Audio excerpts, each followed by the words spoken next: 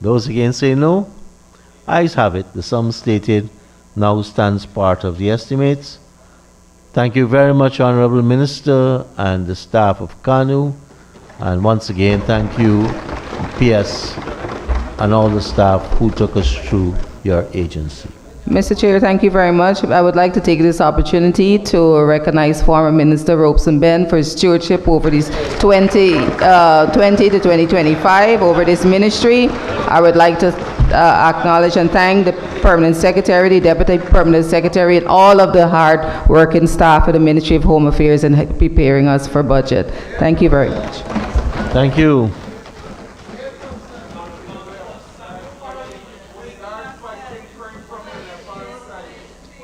There are no savings. The amount allocated 1.5 hours have been totally consumed.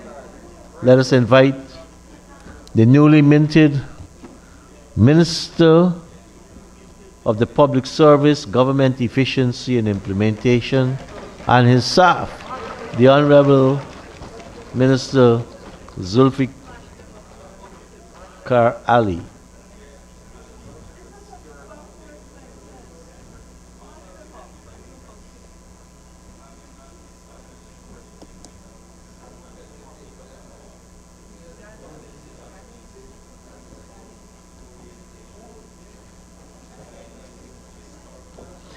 Let us turn to pages 122 and 123.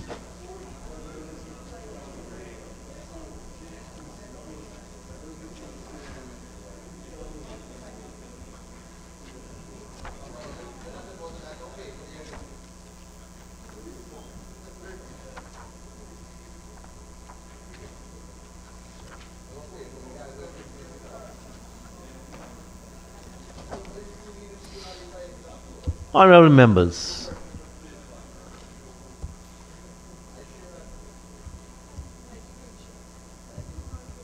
I propose the question that the sum stated for Program Agency 14, Program 141, Policy Development and Administration current expenditure stands part of the estimates. The Honorable Member, Mr. Q. Sharma Solomon. I thank you very much, Mr. Chair. Just to the Honorable Minister, so that we can get a breakdown of 611, and if we can know there is an increase of contract workers. Can we have the name, not necessarily the name, but the designation and the remuneration of those workers? Honorable Minister. Thank you, Mr. Chairman. Thank you, Honorable Member, for the question. So there were 6 additional workers. There's a personal assistant with a salary of $297,327. A typist clerk, $102,346. A data entry clerk, $107,117. An office assistant, $146. Another office assistant, $102,346, and a cleaner, $102,346. Thank you, Minister. Honorable Member, Mr. Solomon. And just to follow up on the maintenance of another infrastructure, can the Minister say what that entails? 6256.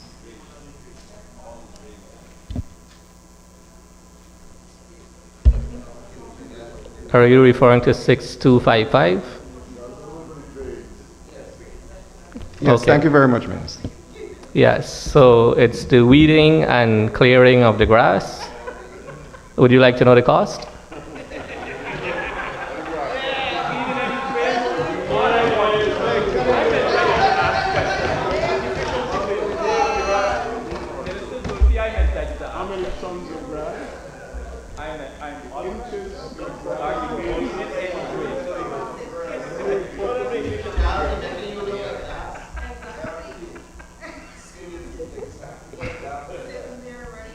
Minister, honorable member, honorable members.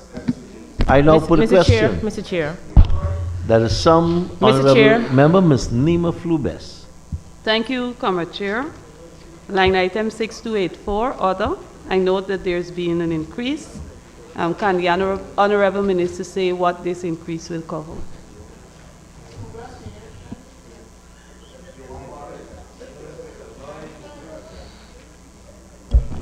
Just for clarification, 6284. Okay. Yeah, so the total sum is 12,284,000, and this increase reflects the budgetary provision for the Ministry of Public Service, Government Efficiency and Implementation Strategic Plan, as well as the digitization software and fees for legal services. Thank you, Honorable Minister. Thank you, Mr. Chair. Honorable members, Mr. Chair. Go wait. ahead. Thank you. Can the Honorable Minister state whether the $12 million includes the payment for the Director of Efficiency salary? Honorable Minister. I can, thank you, Mr. Chair. I can confirm that it does not. It does not. Thank you, Mr. Chair. Can the Honorable Minister state for 6112, what's the designation and emoluments for that individual? For that one staff? 6112.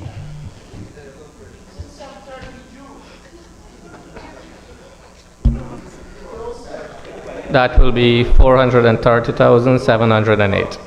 And the designation of the person there? Technical officer. The designation is technical officer? Yes. Thank Mr. Speaker. The 6116, I know the minister indicated who the new staff are for that increase, but I would like to know if the minister can give me the highest designation and salary for remuneration for the employee on the contract employees there. Honorable Minister, highest and lowest.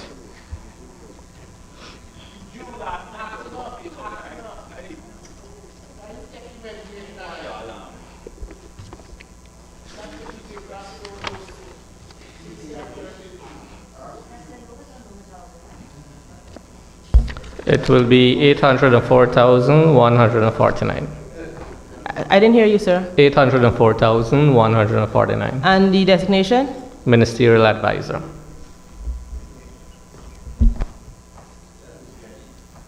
Thank you very much, Thank you. Minister. Honorable member, Ms. Nandrani Singh. Thank you, Mr. Chair. Mr. Chair, can the Honorable Minister, I see volume 2 of the budget estimates. Your indicators are three policies, and 2 circulars. Can you say what the 3 policies will be and what the 2 circulars will be? Minister? The 3 policies will be the public service rules, the training policy, and the cybersecurity policy. Thank you, Minister. And the circulars? Go ahead. And the 2 circulars will be the salaries and wages, and any other circulars that are based on policy directives that are given during the year. Thank you, Mr. Chair. Thank you very much. Honorable member, Mr. Mahi Paul. Thank you, sir. Just a follow-up from the honourable member's question in terms of the public service rules. Will the minister focus on this year to update the public service rules so that it could be more modern? I think the last approved public service rules was 1987, and that is still what is used in all the ministries, agencies, and departments. Honorable Minister. Thank you, Mr. Chair, and thank you for that question, Honorable Member Mahi Paul. It's actually a very good question. I think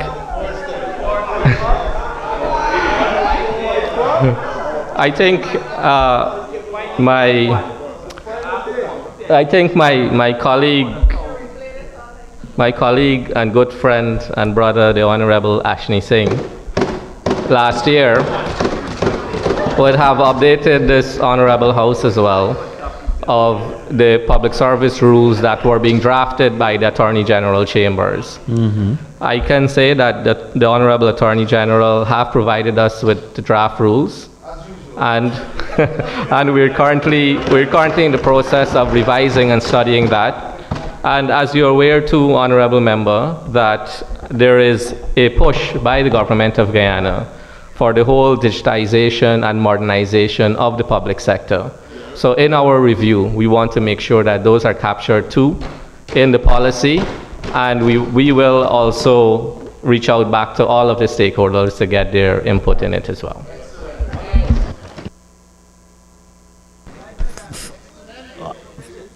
Honorable Member, Mr. Mahipal, you fully grasp what is happening there, right?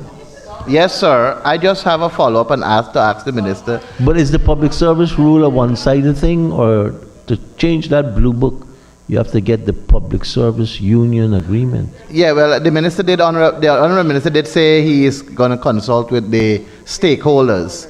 I just want to ask if the members of the opposition side, more so APNU, who have a vested interest in this, would equally be consulted in this process. And my dear friend from FGM, who will come home soon. Honorable Minister, I give you an opportunity to make a quick remark before I put this head. Thank you, Mr. Chair. Mr. Chair, it has always been the policy of our government and our president to be very inclusive and to listen to the voices of all Gaiadis. Honorable members, I now put the question that the sum stated for Program 141, current expenditure, stands part of the estimates. Those in favor say aye. Those against say no. Ayes have it. Sum stated now stands part of the estimates. Honorable members, turn to page 519, and I propose the question that the sum stated for Program 141, capital expenditure, stands part of the estimates. I put the question that the sum stated for Program 141, capital expenditure, stands part of the estimates. Those in favor say aye. Those against say no.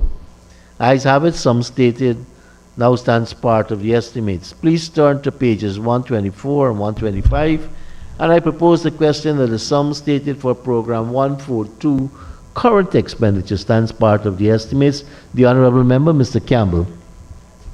Thank you, Mr. Chair. Honorable Minister, 6302, there's an amount budgeted for 493 million. Can the Honorable Minister please disaggregate that sum for me? Honorable Minister. Thank you, Mr. Chair. Thank you for the question, Honorable Member. So the disaggregation of those numbers will be as follows. For gold, the number of 5,781,263,000. Government of Guyana scholarships, 285,395,000.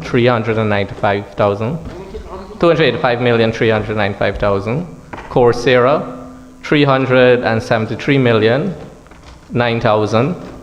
Local training, 43,300,000, and CEIT, 10,039,000. Thank you, Thank Minister. you. Mr. Chair, with your permission to follow up, please. Go ahead. During 2025, we became aware that students who were studying for a program ostensibly from Staffordshire University were not actually registered with Staffordshire. It meant that monies paid to, I believe, ISDC, if I remember well, would have been, there would have been some misrepresentation there. Has the ministry taken any steps to recover the monies that were paid to ISDC? Thank you, Mr. Chair. Thank you, Honorable Member, for that question as well. And I've noted your questions, and we've prepared written responses for as well. But since you've asked it here, I will also answer it too. Yes, we have. I have been in constant engagement with the permanent secretary and the head of goal with the persons of those institutions. And we have been working with them very closely, and by next week, we should have all of the money refunded back into their account. How much is? Mr. Chairman, with your permission, a follow-up. we assume. You just confirm. Confirm the Mr. Chair. people money through a hustle. Thank you, Minister. Honorable Member, Mr. Campbell. Could the Honorable Minister inform this House what is the expected amount to be recovered? Minister? It's 1.5 million US. Some have already came in, and the difference will come back. Thank you. Again, a follow-up, please, sir. Go ahead. Can the Honorable Minister advise what was the total amount paid to ISDC in respect of those students who were in the Staffordshire program? Honorable Minister, we are now examining 2026.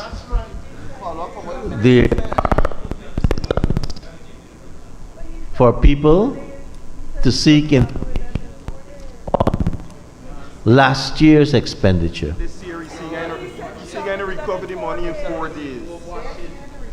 They recovered it this year, sir. He said that. 4 days, he's going to recover. Respectfully, sir, these are amounts that will come into the consolidated fund this year. It will improve the revenue this year. In my time dealing with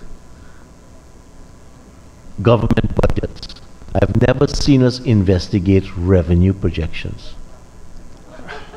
Never. Honorable Minister of Finance, you can help me here. We examine, and if you look at 71.2 standing order and 75.2, right, it deals with the policies, the programs for the expenditure. But so I would not allow the questions. Mr. Chair, may I that proceed with one more question? Yes, you may And proceed. I am raising it on the policy indicators. Sure. Gold scholarship. Sure. I would like to, if the Honorable Minister, I know there have been some problems, current problems with students who are in the program with the Indira Gandhi University. And they have said that they have completed 3 years the program and they still don't have any idea as to the status of their degrees. Could the Honorable Minister please update us on the issues affecting those students? Minister?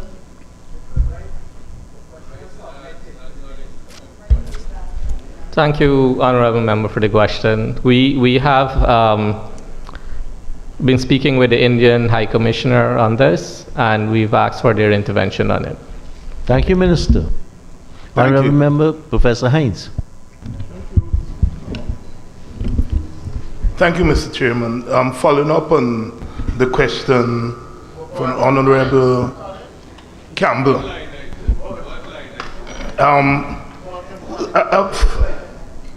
When is a student considered a dropout from the Gold Scholarship? Honorable Minister.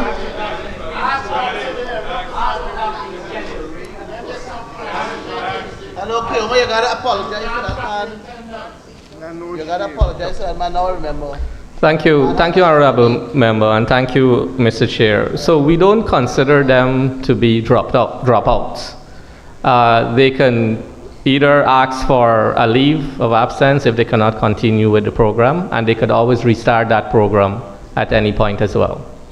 And Mr. Chairman, if I may ask a follow-up. Yes, how many instances have you recorded? Less than 5%. Less than 5%. Another follow-up, Mr. Chair. Go ahead. When a student does not complete the program, do you get a refund from the university that they...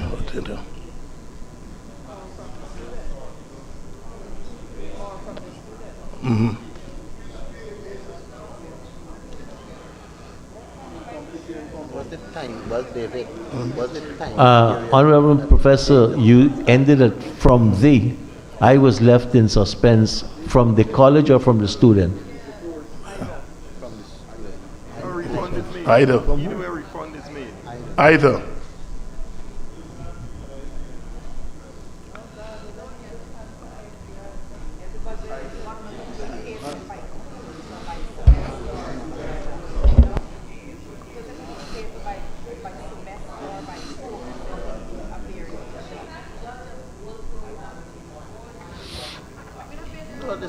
The student. Okay. Honorable Minister. Yes, thank you, Mr. Chair. So if the potential student that you're referring to drops out before the invoice is issued, we don't have to pay anything. If it is that they dropped out after the invoice and they would have paid, it will go towards credit, towards another student. Okay. Thank you very much. Mr. Chairman, thanks for that answer. If I may go back to a previous answer that the minister gave. Yes. You said a student can take a leave of absence and then re-enter the program. What time period does the student have to rejoin the program?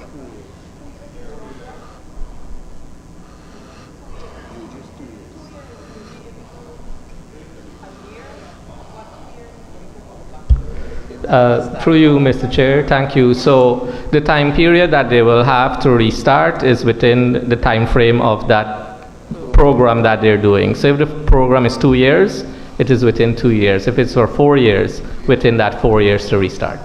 And finally, Mr. Chair, if I may ask the minister, and thanks for your forthright answers. Do you plan during this fiscal year to do a review of the Gold Scholarship Program? We always do continuous review of all of the courses that we offer, especially on scholarships to the citizens of Guyana, and we take into consideration the demands and the requests of other agencies as well. So we will get from them what their needs are, and we will consistently review them as well. Mr. Chair, if I may press the minister, I don't like to do this, but I like, answers to straight questions. Don't press him, just ask him. Do you plan to do a review of the Gold Scholarship Program? A lot of money is being spent there. Do you plan to do a review of the program, its successes, its shortcomings, to determine how you move forward with the program? Yes or no?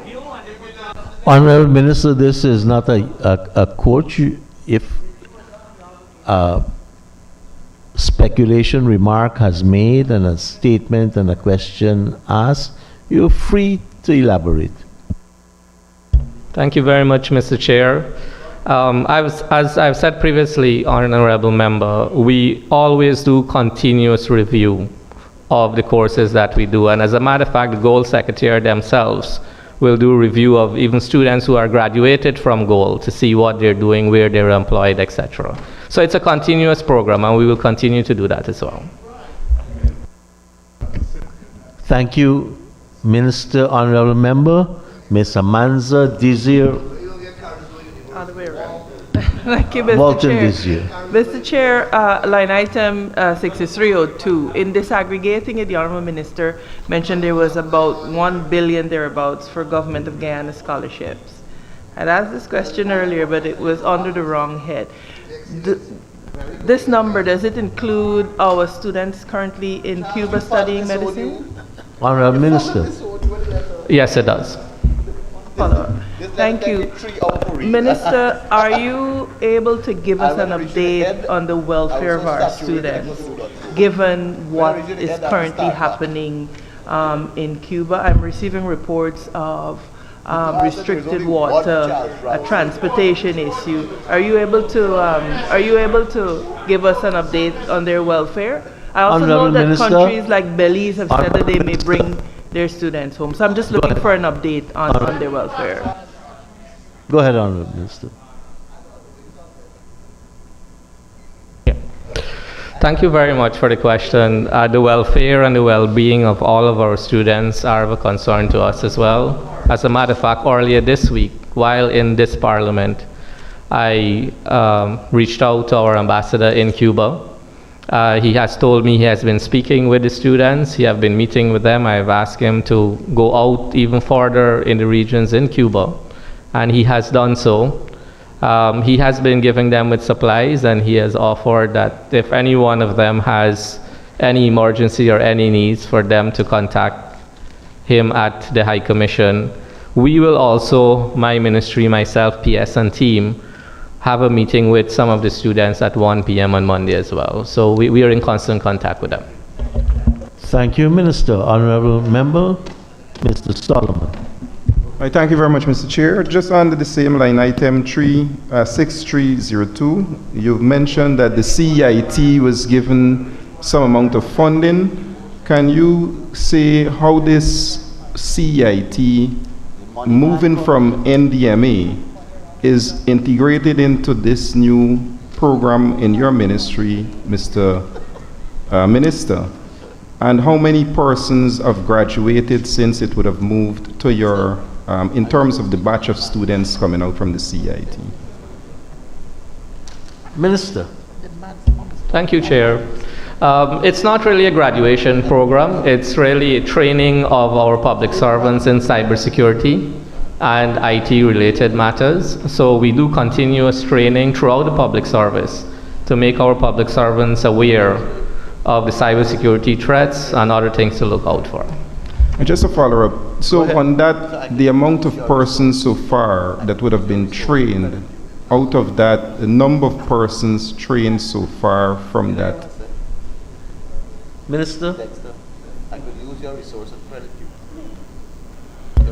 So Mr. Chair, so for cybersecurity for HR practitioners, we have trained 126 public servants.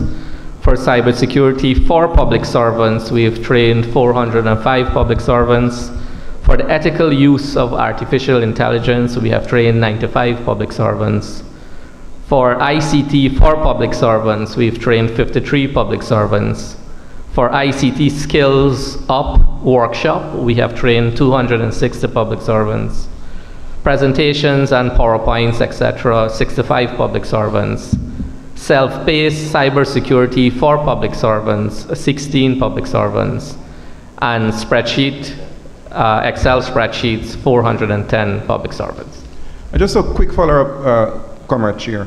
So the direction that the ministry is going with the digitize and digitization and having the public servants and public service upgraded, is that sufficient based on the numbers coming out to meet the demands of where the agency or the ministry intends to go? Take it away now, Zul. Minister. Thank you, Mr. Chair. So this is not the only program that we have that we do train public servants in. You would recall as well, there's a Coursera platform that we've launched for public servants, as well as for Guyanese as well. And on the Coursera programs have all of these courses and much more as well.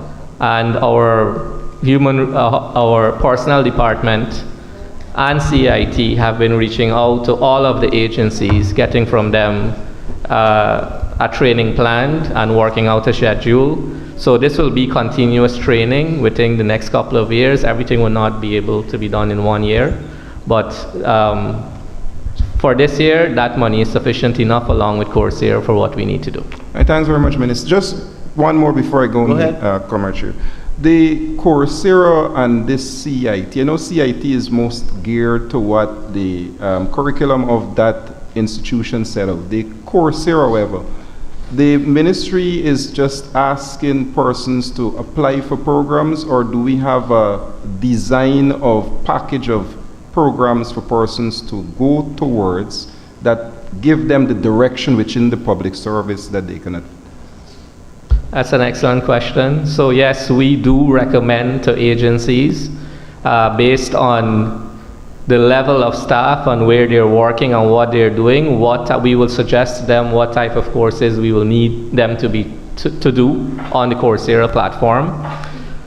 We have a very big push now in the public service for customer service, ensuring that all of our Guyanese are treated with dignity and respect whenever they enter a public building or request a public service. So we want to make mandatory customer service training for every officer in the public service who is dealing with the public. Thank you, So Minister. that will be done as well. Thank you, Minister. Honorable Member, Mr. Rabohali.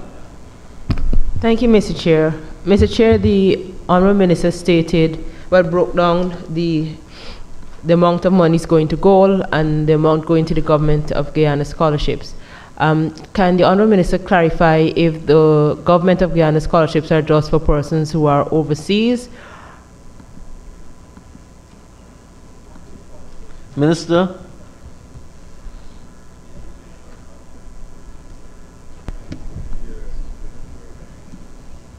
No, it is for both local and overseas students. Thank you, Mr. Chair. Thank you. Honourable Minister, if I am, let's start seeking clarity. Based on my understanding and what we know, the University of Guyana is now free. So for the local scholarships that are coming from the government, where are those persons going?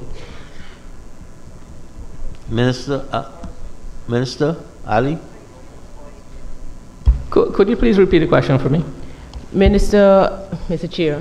Go ahead. You stated that the Government of Guyana scholarships are for scholarships for local persons go to local institutions. We're aware that the University of Guyana is free. As far as I'm aware, GSA is free. So I'm just inquiring as to which institutions these local students are going. Okay, so we have the Art Williams and Harry Wendt Aeronautical Engineering School. We have the E.R. Burroughs School of Art. We have the Essequibo Technical Institute. We have the Carnegie School for Home Economics. We have the Georgetown American University, the Government Technical Institute, the Lincoln American University, the Rajiv Gandhi University of Science and Technology, and Texila American University. Thank you, Mr. Chair. Go ahead.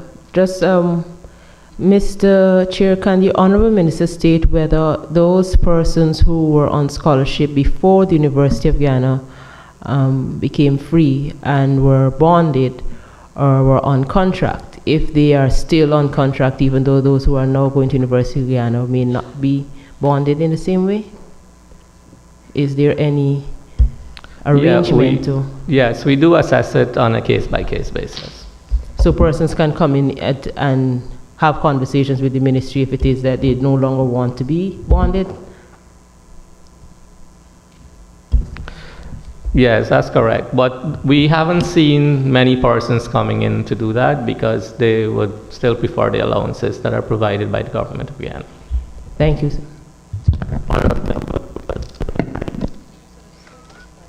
Thank you, Mr. Chair. Mr. Minister, I don't mean to be cantankerous, but I come back to the GOAL scholarship. I'm behaving in the house.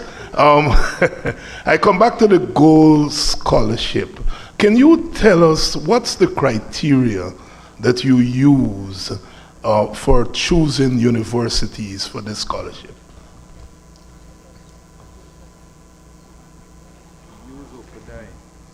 So first and foremost, sorry, Mr. Chair, through you. First and foremost is that institution must be accredited. Yes. And that is the most important thing that we look for. Follow up, Mr. Chair? Go ahead. Can you tell us whether the University of the West Indies or any CARICOM-based university is part of the list of universities? Minister.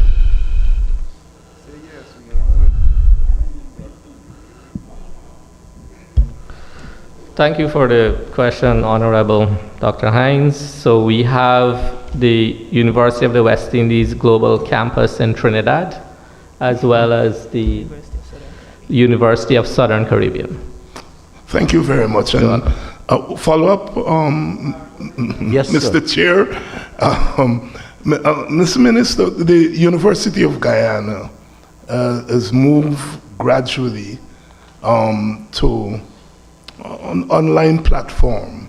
Is there any consideration being given to steer some of those scholarships to the University of Guyana?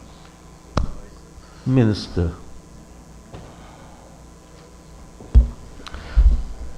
Thank you, Mr. Chair. We're not aware that the University of Guyana is fully online for all of the courses. So there's still courses that people are going into classrooms.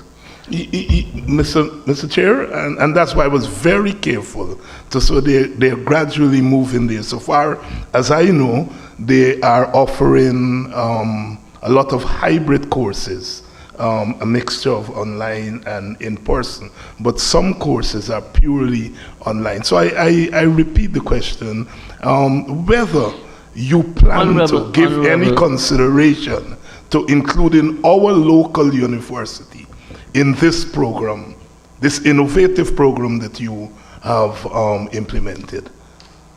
Honorable Minister, personally I'm finding it challenge because University of Ghana is free, and then you're going to offer a scholarship like you do the others for which you pay. Somehow I am lost. I can't. No, Mr. Honorable Minister, please. Mr. Chairman. You have a chance. Go ahead. Sorry.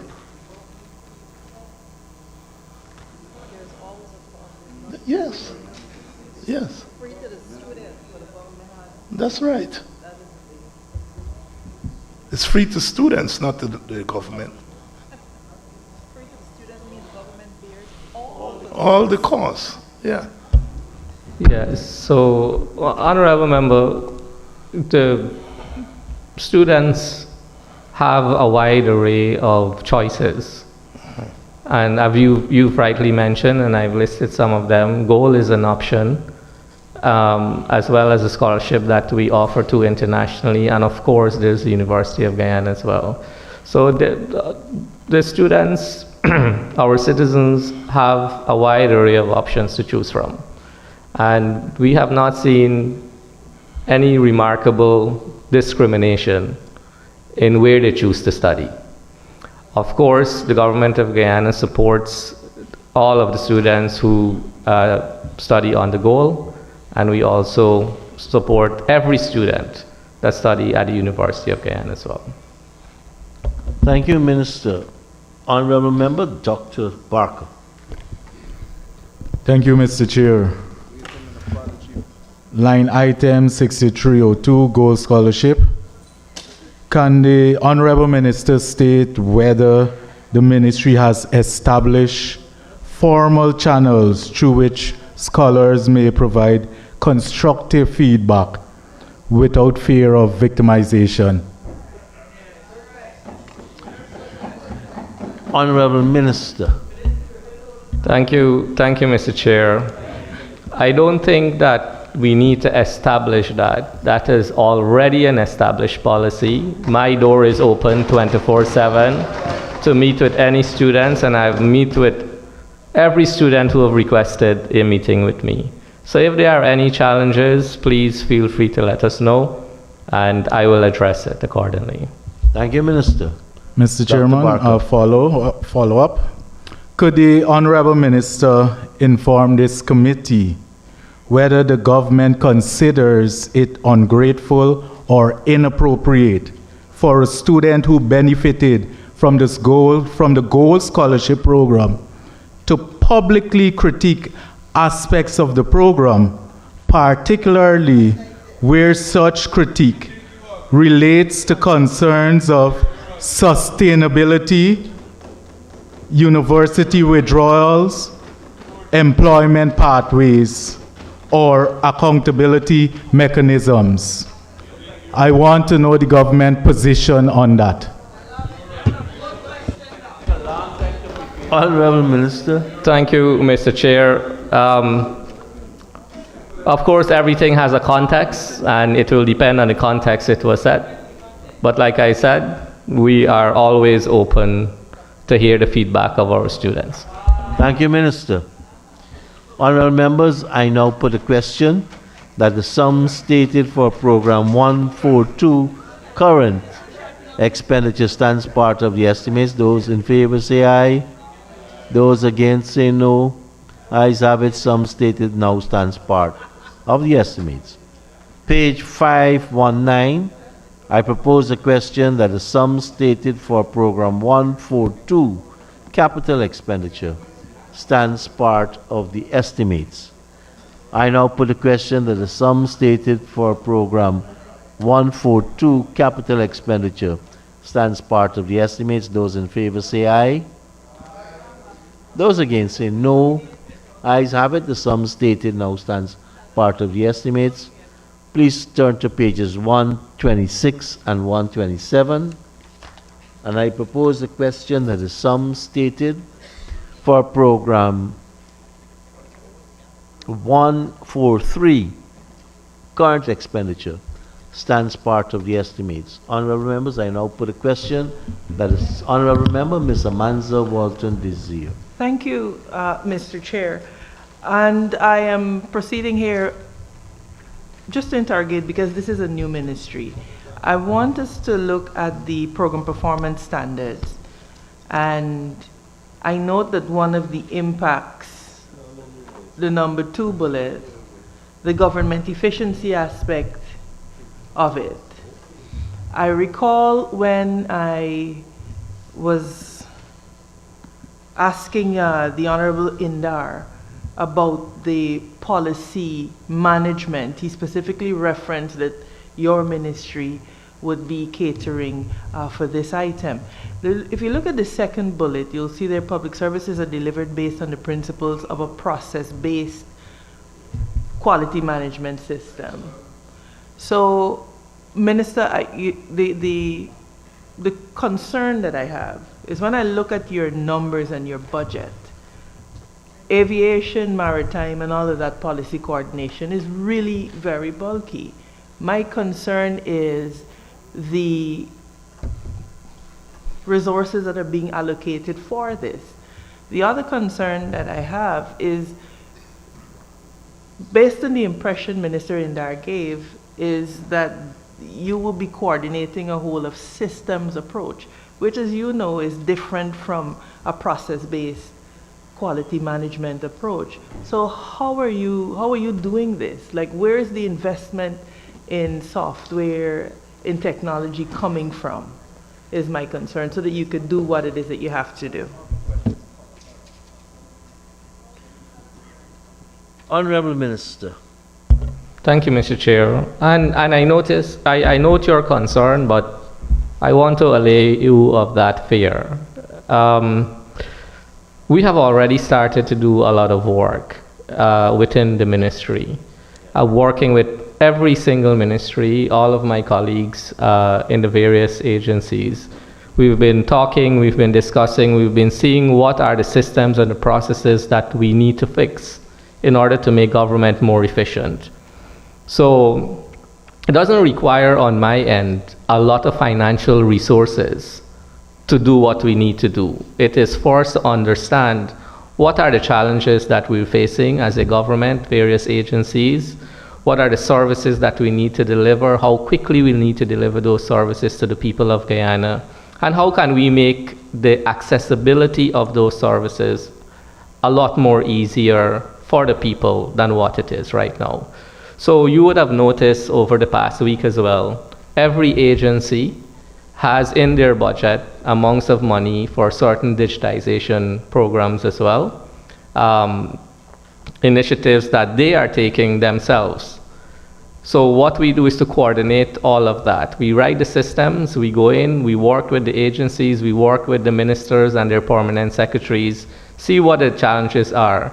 We also work very closely with Prime Minister and his team at the NDMA, who are exceptional, by the way, and I must say that. And going in and really do a deep dive analysis on what we need to fix within the system. So at this point in time, My ministry don't have to carry the burden of the financial responsibility of fixing that. At this point in time, all of the agencies have budget that cover certain aspect, and what we do is just to align it together. At some point in time, and you would have heard my budget presentation on where we are going digitally in government and how we're integrating all of government services. When all of that come together, and that will come together before the end of this 5 years, you will see the full implementation and impact of that. Just to Thank you, Minister. To follow up, Mr. Chair. Go ahead. I hear you. The concern that I have stemmed from the fact that the Ministry of Utilities and Aviation, they had an allocation of just about $5 million. And my question to them was, you have this very heavy ministry, $5 million, how is that sufficient to even begin to coordinate policy? And they said to me that you were the man. So you're saying to me now that you're not necessarily the man, it's someplace else. My question therefore to you is twofold. One, where is the coordinating core for this activity? I heard you reference the Prime Minister and the NDMA. And two, how is feedback received from all of the disparate ministries that you have to coordinate? Mr. Chair, yes. So let me just clarify, because I don't think you understand what I said. No, I guarantee you I understood what you said. No, you didn't, because you wouldn't have asked me that question. So let me clarify back for you. Yes, Minister. Sorry, Mr. Chair. Yes. So what I'm saying, you've given an example of the ministry that the Honorable Minister Indar is in. He has agencies under his ministry that has very large sums allocated to them. They have programs, digitization programs as well, that they are currently undertaking. With the Honorable Minister Indar and his ministry, for example, my ministry, for example, has built a dashboard for government that is utilized by every single agency, including Minister Indar's agency. And through that dashboard, Minister Indar is able to manage all of his projects, all of the capital projects within his agency. Manage all of those projects as well. So what I'm trying to tell you is that there is no need for a heavy, capital-intensive type of investment from my ministry. All of the other ministries are accounting for that, and we just coordinate it together. Thank you, Mr. Chair. Just one follow-up. Minister, I understand completely. What I am trying to reconcile is what two ministers said. You've been very clear that there's no need for a capital investment on your... Honorable Member, Let me please. ask my question, please, Mr. No. May I proceed to ask the question, sir? I don't know where you're going again with this, right? No. You've asked the minister, how is it that you can implement all of these things with the budget you have? He has explained every ministry agency has allocations, and if it's not physically in their allocation, they have agencies with large budgets. All that you have said, And I that's a understand all of that, condensation. Mr. Chair. Honorable And I Member, have a Mr. Saiko follow-on. Andrews. Mr. Chair, I have a follow-up question for the Honorable Minister. Honorable Member, Mr. Saiko Andrews. Okay. Andrews is not in the house, Mr. Solomon is. Sorry, Sharma Solomon. Thank you very much, Mr. Chair. Just a follow-up to the same issue of NDMA and its readiness. Yes. I know there's a lot of what the minister said, and I really appreciate the fact that you have so much, but with reference to NDMA and its ability for this e-government and bringing all of government services on the platform, the two questions would be, how satisfied are you based on what is available for them to do that, and where your vision, very, very large, is at the moment to be accommodated by that, and how soon do you see that being achieved? You said 5 years, but when can we start to see some measurables? Honorable Minister. Thank you very much, Mr. Chair. So to answer the first question, I am very, very confident in the capacity of the NDMA and the staff, or the very competent staff of the MDMA, to implement the vision of the People's Progressive Party government and that of the President. To answer the second part of your question, we have already started this, right? So if you look right now, we have launched in December of last year an appointment app that has been tried, tested at my ministry. It's now being incorporated in the Ministry of Labor as well as the Ministry of Human Services. And by the end of August of this year, we expect that all of the agencies will have the appointment app there. So this is making services, access to services, very easy for people. They don't have to go unexpectedly, line up and wait for services. If you look at the decentralization of services as well, passport, GRO, EID, police clearance, we've opened a service center at Lenora. Thousands of people have been going there within the last couple of months since we opened that in December. Earlier this week on Wednesday, myself and Minister Sonia went to Region 5 in Fort Wellington, and we've opened another service center there as well. Within the last 2 days, we've had over 250 persons turning up there for their Region 6, Region 2, Region 9, Region 10. We're going to open all of these services as well. There are other apps. I mean, I will spend a lot of time here talking about them, but all of these things that I'm talking about, all of the apps that we'll be doing, will all be integrated into one portal where every citizen will have one identity that can access every single services in one place. And that's where we're going to get within the next 5 years. Thank you, Minister. Just a quick follow-up, Mr. Chair. Just Go so, ahead, as we Sham. speak of the e-government and its accommodation of all services government, and we know the private sector is going to be part of this in some way, does the service cater also for the e-governance in terms of things that may have to also be accommodated by interoperability of government services? Minister? Yes, absolutely. And I think if you look at the list that the Honorable Attorney General has given for legislations that he will be tabling in Parliament this year as well, you will see some of that is incorporated in there. Thank you very much. Thank you, Minister. Honourable members, I now put a question that the sum stated for Program 143, current expenditure, stands part of the estimates. Those in favour say aye. Those against say no. Ayes have it. The sum stated now stands part of the estimates. Honourable members, let's turn to page 519, and I propose a question that the sum stated for Program 143, capital expenditure, stands part of the estimates. Honourable members, I now put a question that the sum stated for Program 143, capital, stands part of the estimates. Those in favour say aye. Those against say no. Ayes have it. Sum stated now stands part of the estimates. Honourable members, let us turn to pages 128 and 129. And I propose a question that the sum stated for Program 144, current expenditure, stands part of the estimates. Honourable member, Ms. Halley. Thank you, Mr. Chair. Mr. Chair, contracted employees.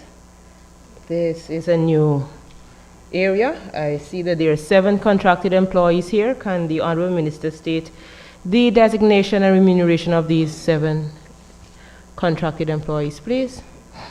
Honourable Minister. Thank you, Mr. Chair.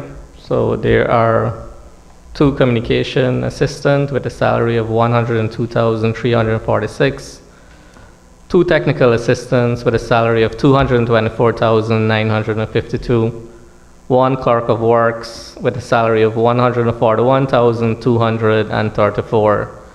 Sorry, 2 clerk of works with that salary, and 1 driver at 102,346. Thank you, Mr. Chair. So, Mr. Chair, Go ahead, Honourable member. Is there a director of that is in charge, or you're overseeing this yourself? Honourable Minister. At the moment, I'm overseeing this myself. Thank you, Mr. Chair. So is there a director of efficiency anywhere in the program? Because Not at the moment. So there's no director of efficiency? Not at the moment in the program. Honorable Minister. All right, thank you, sir. Honorable members, I now put a question. Honorable member, Ms. Fernandez. Thank you, Mr. Chair. Just looking at volume 2, for the only indicated stated here says the number of government processes identified for streamlining, and we have a target for 2026 of 25. Could the Honorable Minister kindly say what are those government processes identified for streamlining, and whether or not all of that is intended to be completed in 2026? Honorable Minister. Okay, thank you for the question. Would you like me to list all of the 25? Okay. All right. So the first one is the review of the business registration process. Secondly, the review and digitization of the new driver's license. Timely issuance of provisional driver's license. Board certificate application and distribution. Death certificate application and distribution, the digitization of registration of overseas-born nationals, and those include children born to Guyanese parents overseas, addressing the backlog of land titling and transport, minimizing the delays in processing applications for public assistance, weekly review of community grounds across Guyana, weekly review of burial grounds across Guyana, weekly review of community markets across Guyana, review of duty-free application process for public servants, review of basic HR functions, for example, the processing of vacation leave, applications for job opportunities in the public service, timely payment of new recruits into the public service, potential digitization of job applications to work in the public service, review of travel from Guyana to Suriname using the ferry system, the digitization of the police clearance application, the monitoring water service reliability and quality in communities, processing of NIS benefit claims, digitization of asset registers for government agencies, simplification, digitization of travel requirements for bonded students, review of collection of tourism performance data, review of processing time of import-export permits, review of visa application process, visitors employment, and student. Thank you very much, Minister. And the other part of it is if it was expected to be completed in 2026, or is that just the beginning phase? Honorable Minister. Yeah, we expect to complete most of them, if not all of them. Thank you very much, Minister. Honorable Member, Ms. Qs Sharma Solomon. And just a quick one on the same indicators we have for the impact. I just wanted to find out from the Minister if he is satisfied with us having the public service, having its complemented, effectively maintain its staff. If so far we have you're satisfied that in maintaining the staff turnover the public service, if we are doing a good job with that so far, or we have a turnover rate, people leaving and we're not having those vacancies filled, or we're doing a good job in maintaining as indicated in your indicators. Thank you very much, sir. Thank you very much, Honorable Member. Honorable Minister. Thank you, Mr. Chair. As in everything, there is always room for improvement.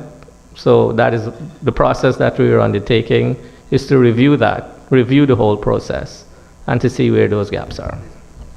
Thank you very much, Minister. Mr. Chair, if you will allow me, it's just I forgot this one follow-up. For these processes identified, would the private sector be involved, given an opportunity to be involved with this, or is strictly going to be done by NDMA? Honorable Minister. For most of them, it will be done in-house. It will be on a needs basis, depending on what it is and the level and the depth we may need to go. But only a review of the process will tell us that. Thank you. Thank you, Minister. Honorable members, I now put a question that the sum stated for Program 144, current expenditure, stands part of the estimates. Those in favor say aye. Those against say no. Ayes have it. Sum stated now stands part of the estimates.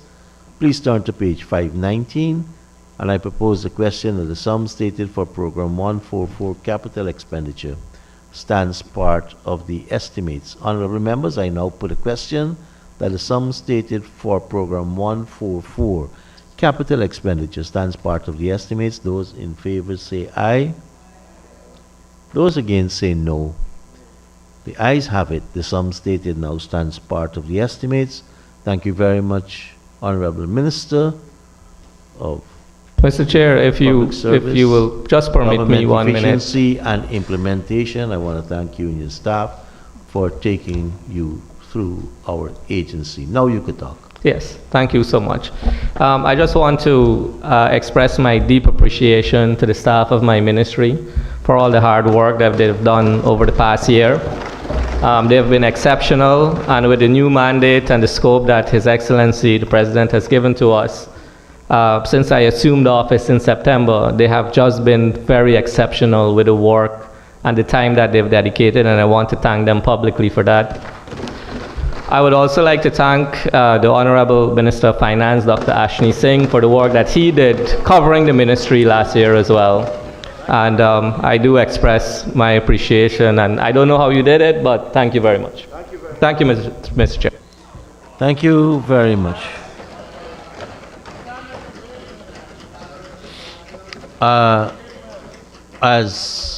Let us invite the Honorable Minister, Senior Minister of Finance and his team, and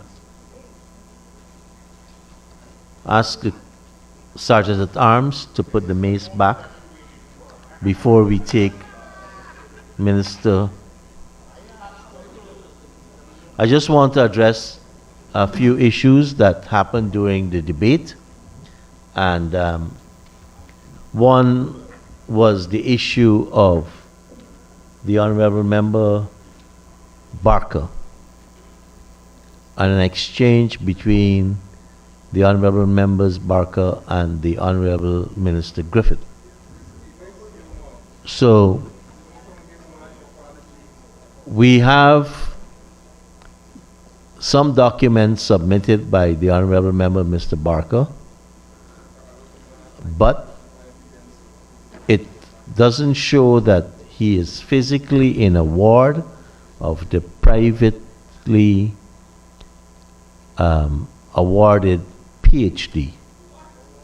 Hold on, he has completed the course content.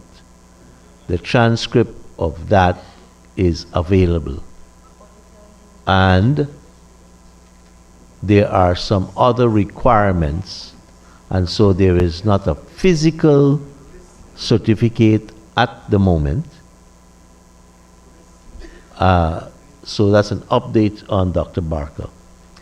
On the second issue of his gold scholarship, he has completed some modules, and he is yet to complete a number of other modules on the gold PhD.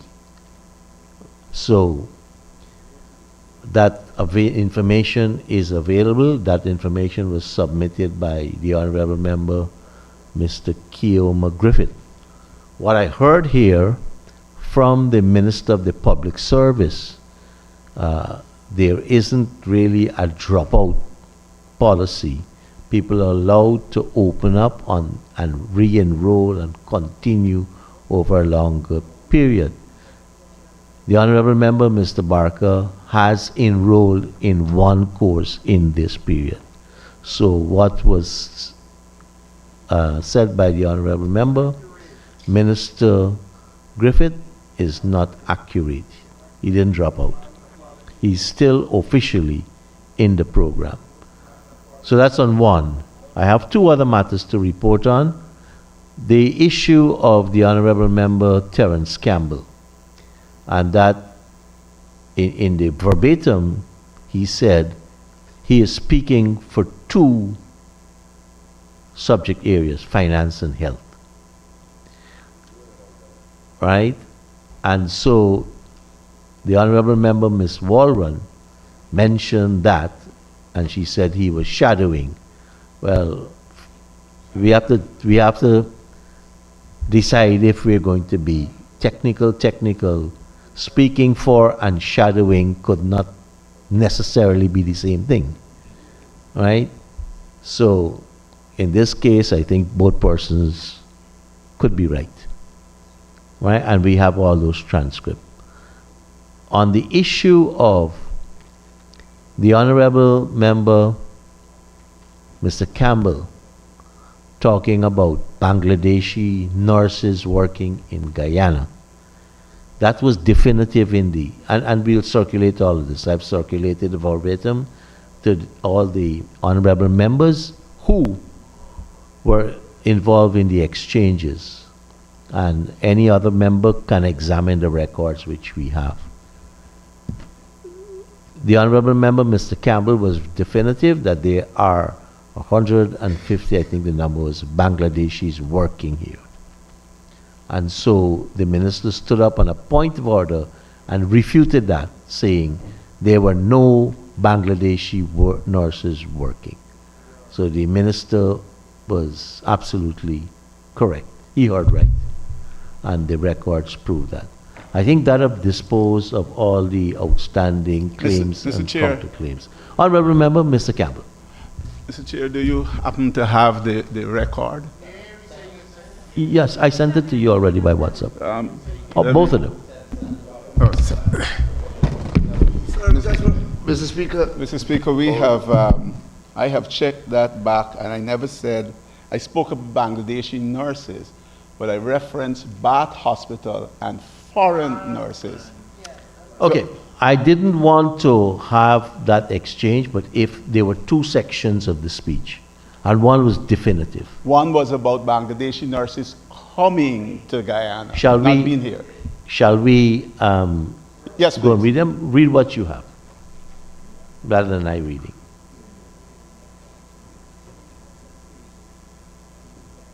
One second, sir.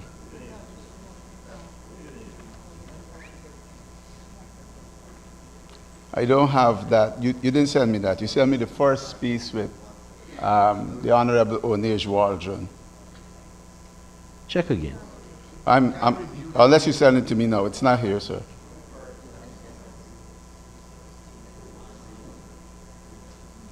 Yes, you're right. I didn't send it, but I have it here. So can I we? have it, yes. So can we hold that decision until we read it? Because I'm 100% certain that I said foreign nurses at Bath Hospital. Well, I'm sending it to you now Okay. because Thank you, I sir. have to go back into Thank you. Committee of Supply. So I just wanted to be in the Assembly because Chair. these were matters in the Assembly, Thank you. Mr. Chair, right? You're raising on a point of order? just to clarify, the letter that was, sorry, sir, my apologies. The letter that was sent to you regarding the allegations that were made?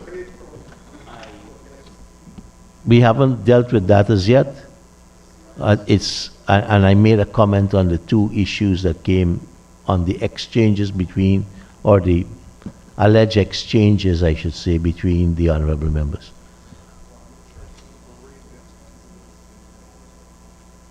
Just bear with us. We may have to put on the AC.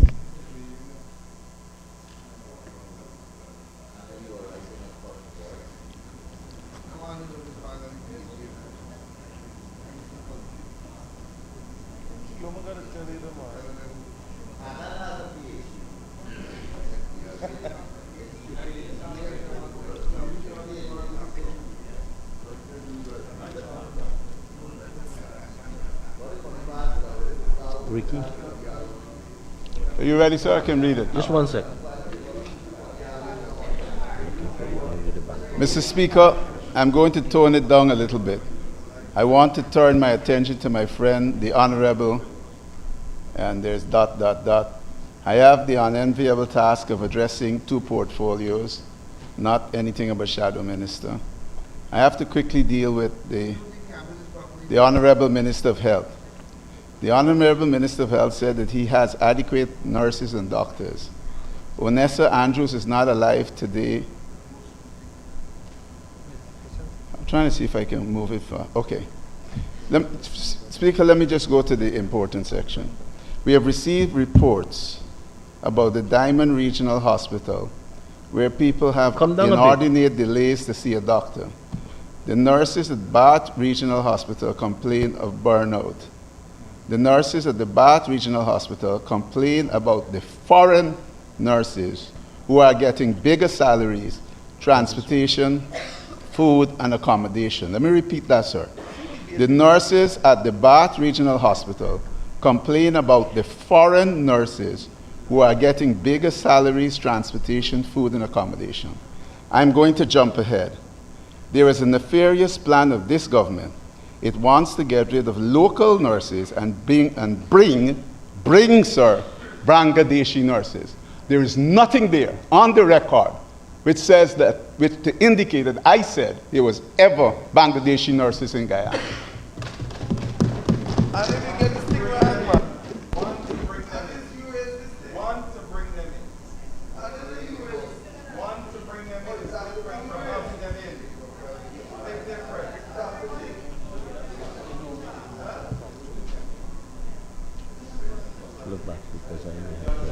Mr. Speaker, the issue for me is that I do not like to be attacked when I am not wrong.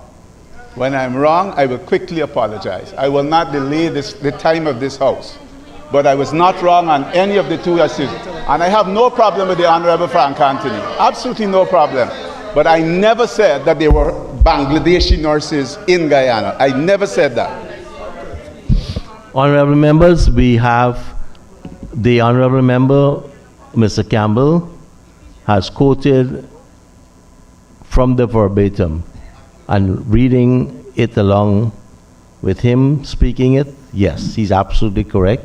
He talked about the nefarious attempt, and so that matter is now rest. The Honorable Member, Mr. Campbell, right? Words, he never uttered a statement that there are Bangladeshi nurses working in Guyana. Thank you. We shall resume in Committee of Supply.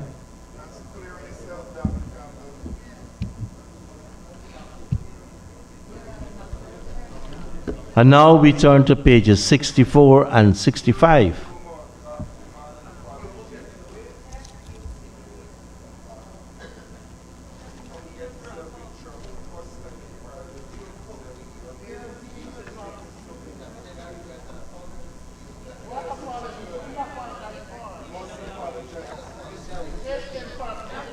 And I propose the question that the sum stated for Program Agency 3, Program 31, Policy Administration, current expenditure stands part of the estimates. Honorable Member Dr. Barker. Honorable members, I now put Honorable Member Mr. Mahipur. Thank you, Mr. Chairman. Mr. Chairman, may I turn your attention to line item 6321, subsidies and contribution to local organizations. Sir, the National Procurement and Tender Administration Board an awarded requested sum here of $145,204,000. Mr. Chairman, may I ask the Honorable Minister, from this allocated sum, how much is towards the continuation of ensuring that we reach the electronic procurement and the changes to the Act to facilitate e-procurement, which is something we have been seeking to do since 2022, when it was first announced by the Honorable Minister and expected to be completed in 2024, but we're in 2026 now. If we can have an update and a date or a projected date when we are hopefully going to get to e-procurement, which gives us accountability and transparency to a higher level than what we are currently. Honourable Minister. Thank you very much, Mr. Chairman. It is indeed perhaps fortuitous that the consideration of the Ministry of Finance estimates comes immediately after the consideration of the estimates of the Public Service Ministry with its expanded mandate, which includes, of course, as Minister Zulfikar Ali just indicated, the significant elements of the government's digitization agenda. And in much the same manner as Minister Ali indicated, that a lot of the heavy lifting in relation to development of applications and design and deployment of ICT-based solutions is being supported so ably by the team at the NDMA. That similarly applies to the move towards deploying an e-procurement solution at the NPTAB, because we have been getting support from NDMA with a view to developing this solution. I have myself, sir, had the privilege of more than one demonstration of the phase 1 of the deployment, and I anticipate, sir, that on that basis we will be able to proceed during the course of this year.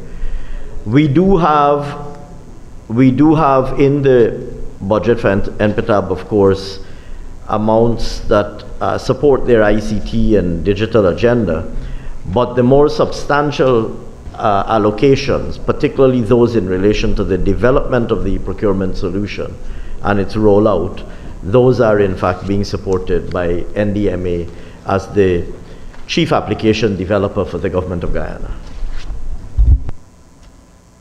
Thank you, Minister. Honourable Member, Mr. Thank you, Mr. Chairman. I thank the Honourable Minister for that answer. May I further ask him in a follow-up if his ministry has begun the process of reviewing the existing piece of legislation, the Procurement Act of 2003, to also simultaneously bring it up to date with the new system of e-procurement that we are moving towards for greater accountability and transparency. Well, Mr. Chairman, let me say that we are, in fact, first of all, I would say that we have the good fortune in Guyana of having a relatively strong public procurement legislation.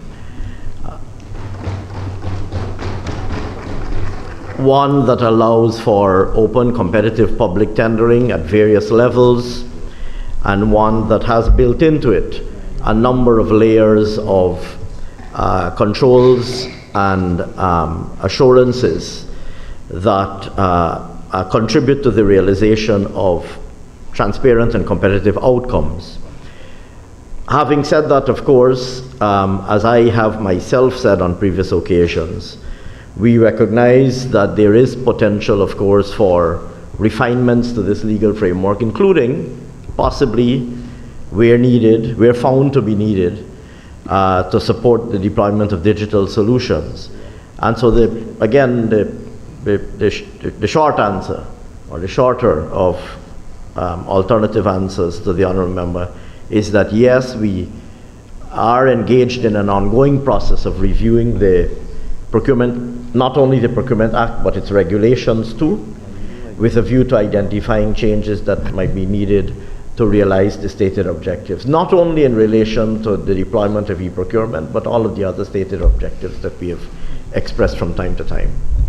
Thank you, Mr. Chairman. May I ask the Honourable Minister, notwithstanding all the safeguard measures that currently exist in the Procurement Act to which the Honourable Minister was kind enough to allude to, there still exists avenues where flaws could happen, and we have a report before this House, the PPC report that spoke to the awarding of a contract specifically to Tepui Group of Companies, which had its issues in terms of being awarded and not satisfying the criteria. To ensure greater accountability and transparency, and in the review of bringing forward a stronger act, is the minister considering, and his ministry or his government, considering on NPTAB, National Procurement and Tender Administration Board, to expand its membership to include members of the parliamentary opposition side for greater scrutiny and accountability? Honorable Minister. So Mr. Chairman, I spoke of the Procurement Act and the procurement regulations. But of course, the procurement, the legislative and institutional architecture that is in place to govern public procurement, in fact, has at its apex the constitutional amendments that were introduced, I think, in 2001, which included, of course, the introduction, well, in 2001, as many those of us who have been around for long enough would recall, introduced a number of significant amendments to our pre-2001 Constitution, including the establishment for the very first time of a Public Procurement Commission,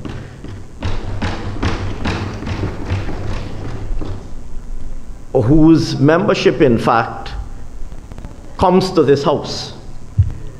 And it is this House, through a process that is constitutionally mandated and that includes a role for the Public Accounts Committee, it is this House that ultimately determines, and if my memory serves me correctly, the formula ensures widespread involvement and support in the determination of the membership of the Public Procurement Commission, which sits, like I said, at the very apex of the legal and institutional architecture for public procurement in Guyana.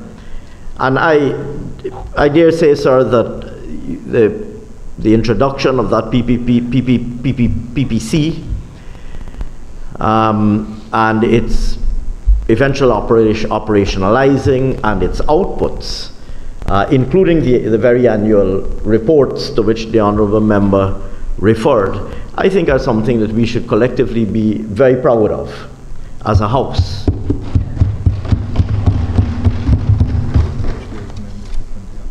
Right. And of course, like I said, the formula for membership ensures active opposition participation and contribution in the determination of the membership. And then, of course, below that you have the NPTAB, and you have the administration, and then you have ministerial and regional tender boards, and so on. So, like I said, this is not an architecture that can be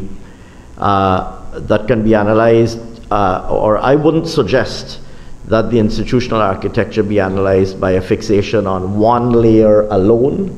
There are multiple layers in this institutional structure, and if one is to form a properly informed view on the structure and its effectiveness and potential areas for strengthening, one, I believe, would have to take a comprehensive view of the structure.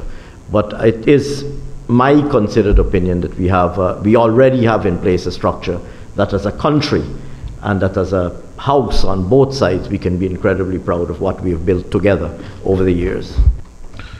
Thank you, Mr. Chairman. A follow-up. Sir, on that same report of the PPC, the Public Procurement Commission, it was also noted that the PPC has no authority to take any definitive action in terms of delinquent contractors and those who may not satisfy the criteria and requirement. Is there a move from the ministry towards strengthening the legislation, perhaps to give the PPC some authority, or perhaps even different legislation or something along the line, just to strengthen accountability, transparency, and good governance so that people can be held accountable for their actions? Mr. Chairman, we're getting into, I welcome the debate, and the honourable member, as he often does, not necessarily always, but often does, he offers very cogent and interesting arguments, most worthy of engagement and debate, like I said, as he often, even if not necessarily always does. And certainly on this subject, he's expressing views that I would be very happy to have a discussion and a conversation and even a debate with him. But we're getting into the very fine line between oversight and executive authority. And that is a very fine line, because oversight bodies have a particular role. They perform oversight, they identify, they form opinions, they express opinions, they issue reports for consideration by those to whom they report, as distinct from bodies vested with executive authority to take decisions. And I think we're getting into an area there where I think this is not a cut and dried issue. But I hear the honourable member, and like I said, maybe at another, perhaps more suitable forum, I'd be happy to engage with him or any others on this issue. I hear his view. I don't dismiss it completely. I certainly don't dismiss it completely. But I would say to him that the PPC has a very important constitutional oversight role. And I would its functions, the PPC's functions, were not arbitrarily plucked out of thin air. They were not formulated in a partisan way by one party or another. The PPC's functions emerged from a bipartisan constitutional review process that led to the 2001 amendments to the Constitution. That had a lot of, on that Constitutional Reform Commission, there were eminent constitutional experts, many of them are still around.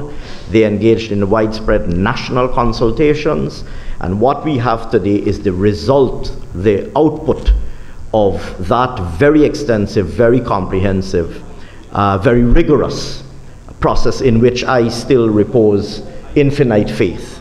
So I wouldn't be so hasty as to pass judgment on the results of that very rigorous work that they did, but in the same breath, I wouldn't say that I'm completely unwilling to have a conversation about these issues going forward. Thank you, Mr. Chairman. Mr. Chairman, NPTAB has done a fantastic job in terms of the website that provides the public with information reference to the awarding of contracts, the minutes, and so on. Is from this allocated sum, is there a sum that will focus on strengthening, well, not necessarily strengthening, but making the website more user-friendly?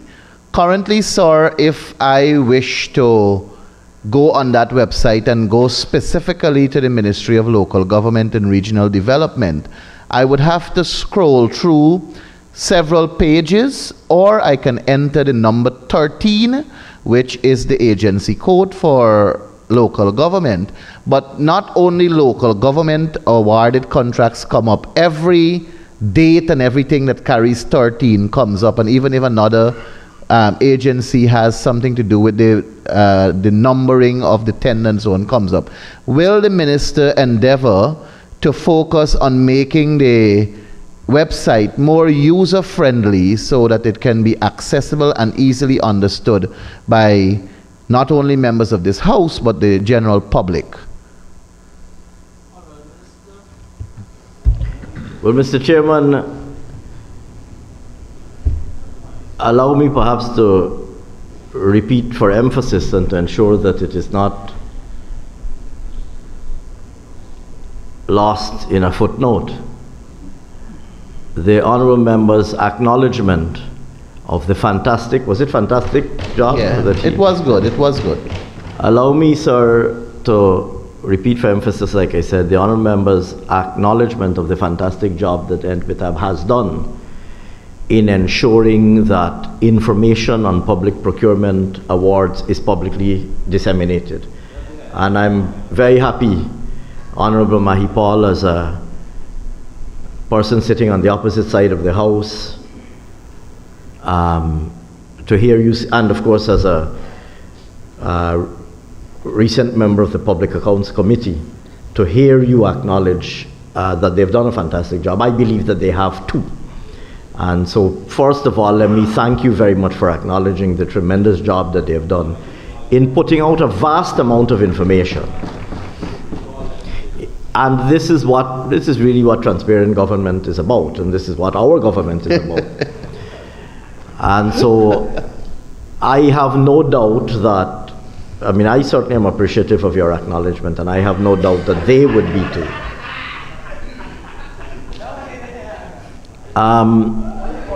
We're constantly looking at ways in which we can make the website more user-friendly. In many ways, improve its functionality and make it more user-friendly. But I would defer to those better equipped to pronounce on some of those technical issues. Thank you, Mr. Chairman. A responsible opposition, sir, would always acknowledge good and expose bad, as we have been doing on the APNU side of this House. Sir, may I turn the Minister's attention to the Guyana Revenue Authority?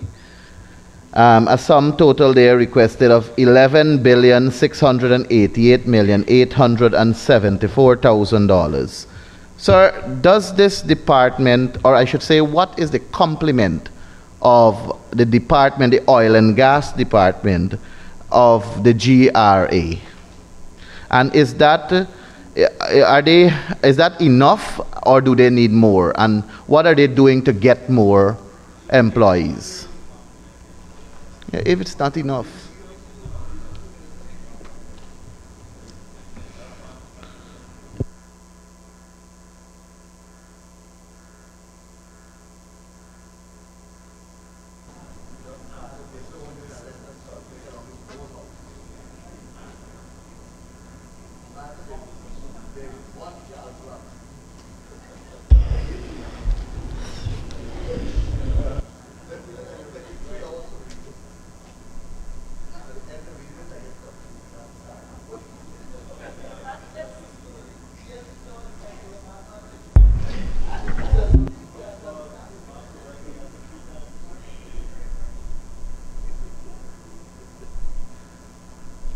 Thank you very much, Mr. Chairman. Here again, allow me to thank Mr. Mahipal for drawing attention to an extremely important entity and an important function within that entity. The GRA, of course, performs many important functions, including most recently, of course, specific obligations in relation to Petroleum Revenue Administration. And so they do have a Petroleum Revenue Department. I am advised that in an optimal configuration, they would like to have 91 persons in their optimal configuration. I am further advised that within or of that structure of 91, 14 positions are vacant rather, not missing, are vacant. Of course, efforts continue to fill those vacancies, but we continue efforts also to build capacity, and including through specialized training, which we've been doing a lot more of, attachments and training opportunities for the staff who are there, better use of technology-based solutions so that they're able to do more with less, etc. But again, the short and precise answer to your question would be that the optimal current structure would require 91. of which 14 are currently vacant. May I ask the Honorable Minister, with your permission, Comrade Chairman, the designation of the 14 vacant positions? You never know, I might fit one and I can apply.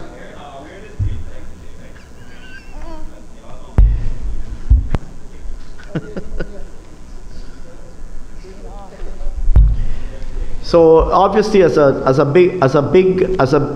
large authority that encourages lateral movement and the development of disciplinary capability, the GRA, of course, has a number of generic job titles that allow people to be appointed to a particular position and then potentially move laterally between petroleum revenue, VAT, excise, income taxes, customs, and so on.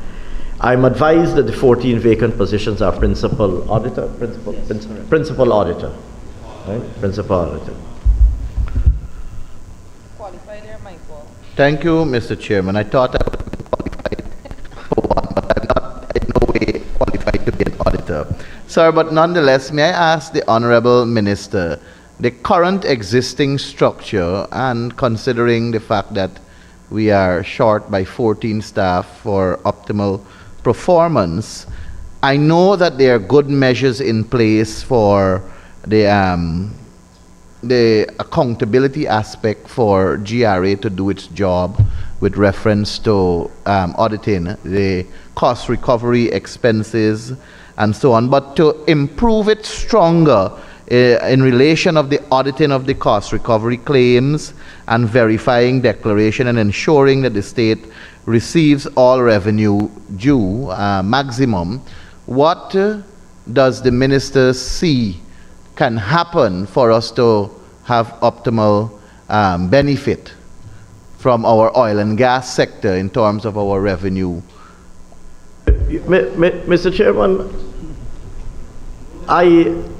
I hear the honourable member, and of course we would like to have every institution to have exactly the number of people that we would like to have and exactly the number of tools that we would like to have in their respective divisions.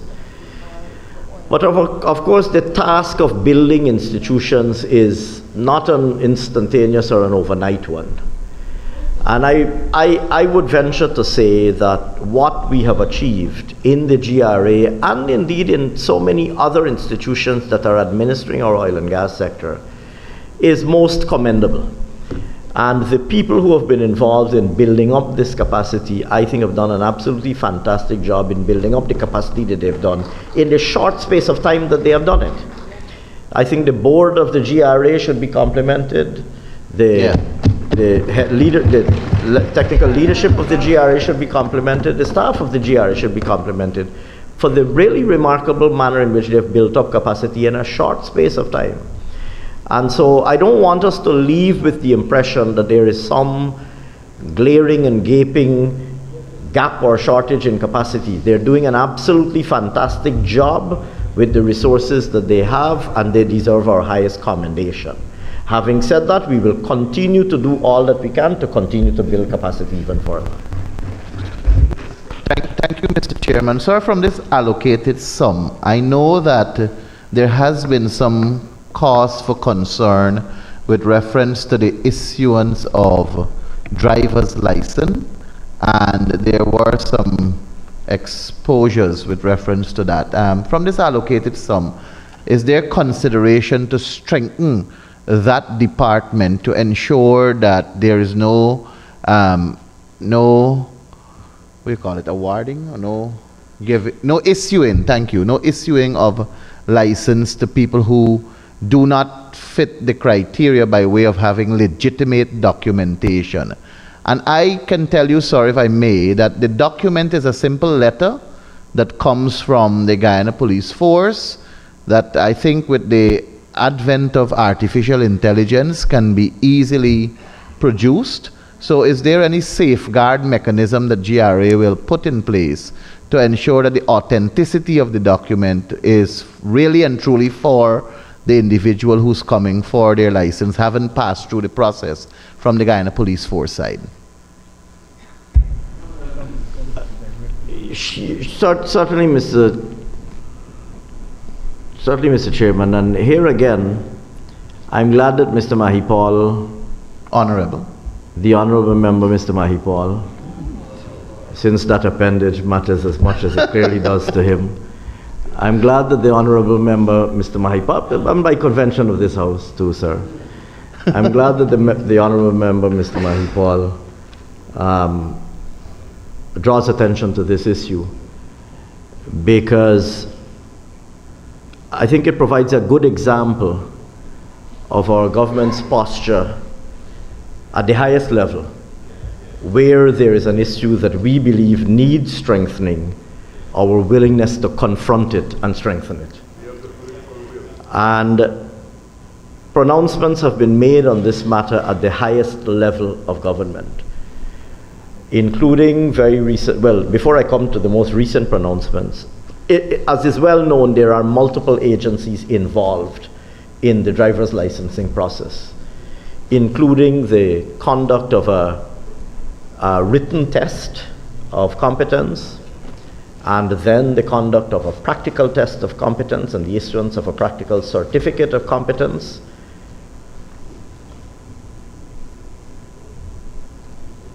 Both of those aforementioned stages are functions that are performed outside of the